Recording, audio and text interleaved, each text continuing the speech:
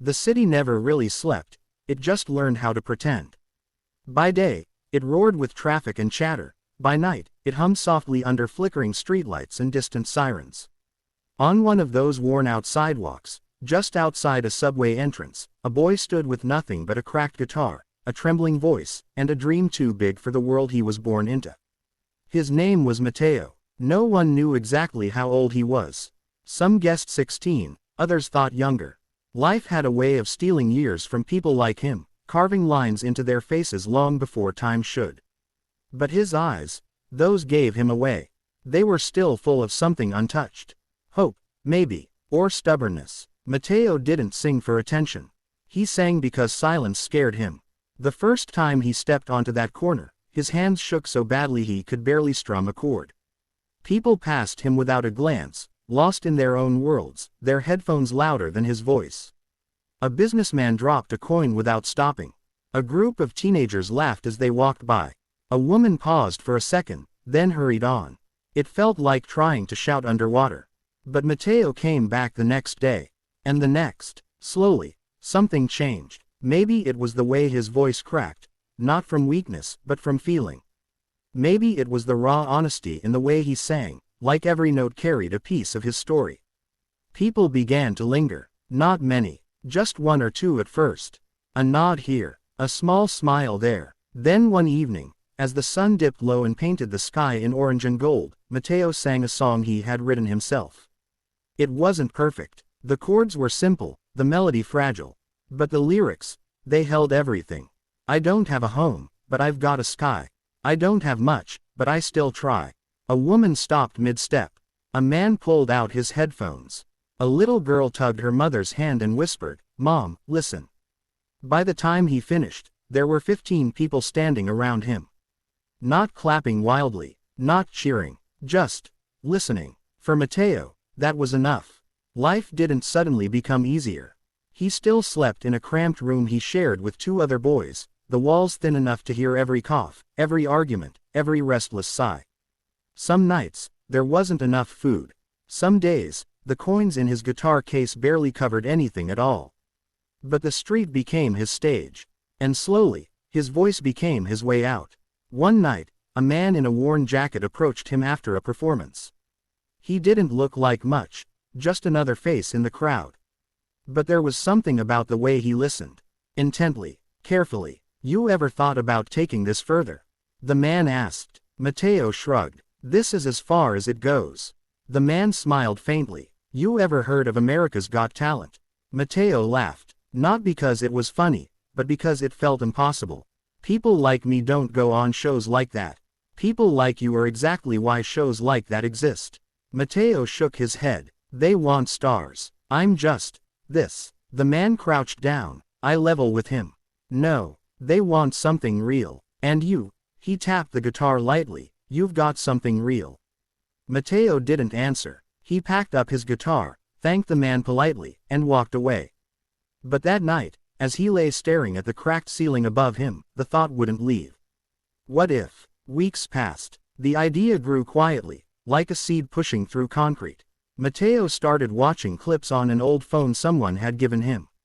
Performances, auditions, stories of people who had nothing, and somehow made it onto that stage. One name kept appearing: Simon Cowell, the man with the sharp eyes. The brutally honest critiques. The one who didn't clap unless he meant it. Matteo watched him carefully. "If he likes you," someone had commented under a video, "you've got something special." Matteo wondered what it would feel like to stand in front of him. Then he shook the thought away. Dreams like that were dangerous. It was the same man in the worn jacket who came back.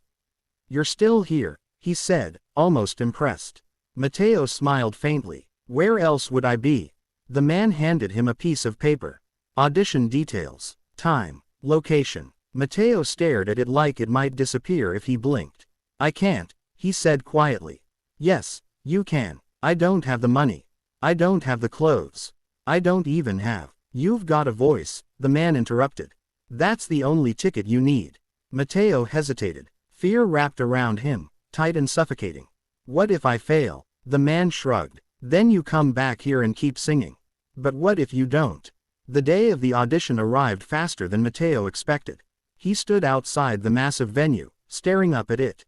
People rushed past him, some confident, some nervous, all chasing the same impossible dream.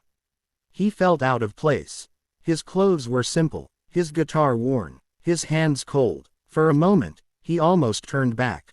Then he remembered the nights he sang just to feel heard. And he stepped inside. Hours passed in a blur of waiting rooms and whispered conversations.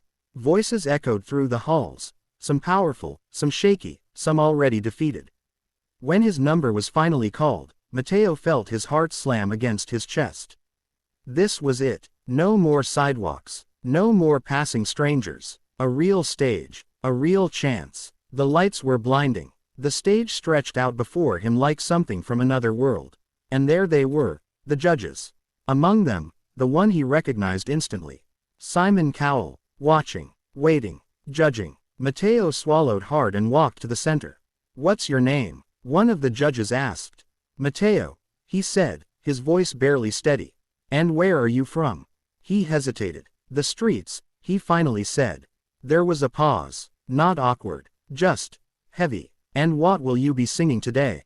Simon asked, leaning forward slightly. "My own song." Simon raised an eyebrow. "All right, let's hear it." Matteo closed his eyes for a second.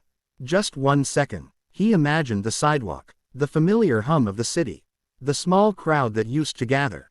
And then he began. The first note was soft, fragile, but it carried. By the second line, his voice steadied. By the chorus, something shifted. The room grew still. Every word he sang felt like it came from somewhere deep, somewhere untouched by fear. It wasn't just a performance, it was a confession. "I've been invisible, lost in the crowd, singing my heart, but never too loud." His voice cracked on the last word. Not from nerves, from truth. One of the judges blinked back tears. Another leaned forward, completely captivated. And Simon, he didn't move, didn't smile, didn't interrupt. He just watched. By the time Matteo reached the final note, the silence in the room was almost unbearable. He lowered his guitar slowly. For a split second, he thought he had failed. Then, applause. Not polite, not hesitant, explosive. The audience rose to their feet.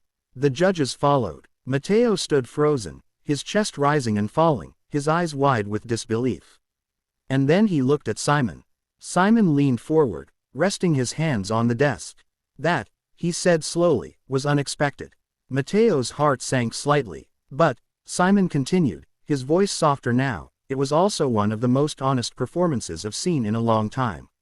Matteo blinked. "I didn't feel like I was watching someone try to impress us," Simon added. "I felt like I was watching someone who had no choice but to sing."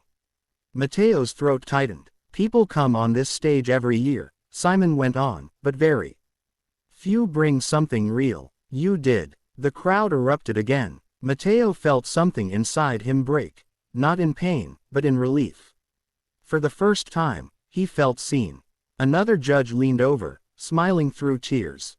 "Matteo, that was beautiful." "I agree," said another. "You don't just have a voice, you have a story." Matteo nodded, unable to speak. Then Simon did something unexpected. He stood up. The room fell silent again.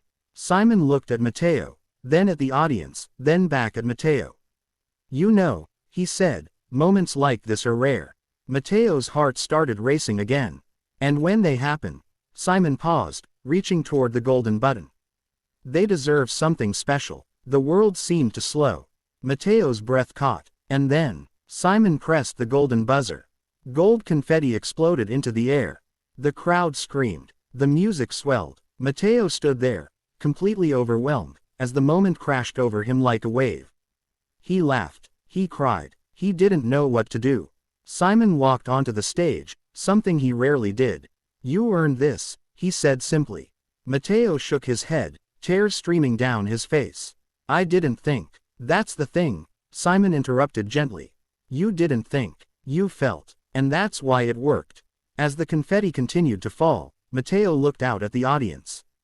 For the first time in his life, he wasn't invisible. He wasn't just a voice on the street. He was someone people listened to. Someone people believed in. Later that night, as he sat alone backstage, the noise finally fading, Matteo held his guitar close. Everything had changed. And yet, somehow, nothing had. He was still the same boy who stood on a sidewalk and sang to strangers. The only difference, now, the world was finally listening. Weeks later, videos of his audition spread everywhere. People shared his story, his voice, his truth. Comments poured in. I cried. I've never felt something like this before. This is what music is supposed to be. Matteo read them quietly, still not fully believing it. But the most important moment came when he returned to that same street corner. He stood there, guitar in hand, just like before. The city still buzzed, the lights still flickered, but this time, when he began to sing, something was different. People stopped immediately, not because they recognized him, but because they felt him. Just like before, Matteo smiled softly as he sang. Because in the end, it was never about the stage, or the lights, or even the golden buzzer. It was about being heard. And finally, he was.